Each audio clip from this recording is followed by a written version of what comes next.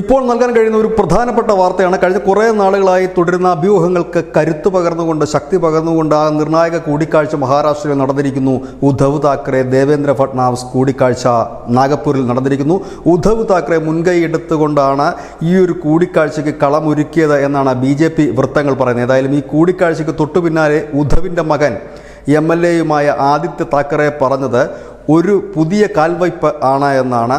പുതിയ മഹാരാഷ്ട്രയ്ക്കായി ഒരുമിച്ച് പ്രവർത്തിക്കേണ്ടതുണ്ട് എന്നാണ്. അത് ഏത് അർത്ഥത്തിലാണ് എന്നറിയില്ല. ഒരുപക്ഷെ കഴിഞ്ഞ കുറേ ദിവസങ്ങളായി കേൾക്കുന്ന ഒരു വാർത്ത ഉദ്ധവ് താക്കറെ വീണ്ടും NDA പാളയത്തിലേക്ക് മടങ്ങുന്നു എന്നൊരു വാർത്തയായിരുന്നു. ഏതായാലും അതിന് ബലം പകരുന്ന രീതിയിലുള്ളൊരു കൂടിക്കാഴ്ചയാണ് നടന്നിരിക്കുന്നത്. പക്ഷേ ശിവസേനയുടെ അടുത്ത വൃത്തങ്ങൾ പറഞ്ഞത് ഫട്നാവിസിനെ അഭിനന്ദിക്കാനായിട്ടാണ് ഉദ്ധവ് എത്തിയത്. കാരണം ഒരു മഹാരാഷ്ട്രയുടെ വികസനമാണ് ഇരു പാർട്ടികളും ആഗ്രഹിക്കുന്നത്.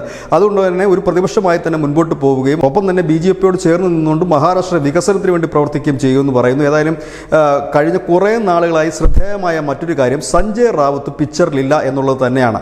ഈ തെരഞ്ഞെടുപ്പ് ഫലം വന്നതിന് ശേഷം ഒന്നോ രണ്ടോ പ്രസ്താവനകൾ ഒഴികെ സഞ്ജയ് റാവത്തിൻ്റെ ഭാഗത്തുനിന്ന് യാതൊരു വിധത്തിലുള്ള പ്രസ്താവനകളോ കാര്യങ്ങളോ വന്നിട്ടില്ല. ഒപ്പം തന്നെ ഈ ലോക്സഭയിലേക്ക് വരുന്ന ബില്ലുകളെല്ലാം പിന്തുണയ്ക്കാനായി ഉദ്ധവിൻ്റെ വിഭാഗത്തിൽപ്പെടുന്ന 9ഓളം MPമാർ പിന്തുണയ്ക്കുമെന്ന് അറിയിക്കുകയും ചെയ്തിരിക്കുന്നു. അങ്ങനെ എല്ലാ തരത്തിലും BJPയോട് അടുത്ത് നിൽക്കുന്ന നീക്കങ്ങളാണ് ഉദ്ധവിൻ്റെ പാർട്ടിയിലെ MLAമാരും MPമാരും നടത്തുന്നത്. ഈ ഒരു സാഹചര്യത്തിലാണ് ഉദ്ധവും അദ്ദേഹത്തിൻ്റെ മകനും ചേർന്ന് ഫട്നാവിസിന് ഒരുക്കിയ സ്വീകരണവും ഈ കൂടിക്കാഴ്ചയും നിർണായകമായി മാറുന്നത്. ന്യൂസ് ഡെസ്ക് മുസ്ലിം മലയാളം.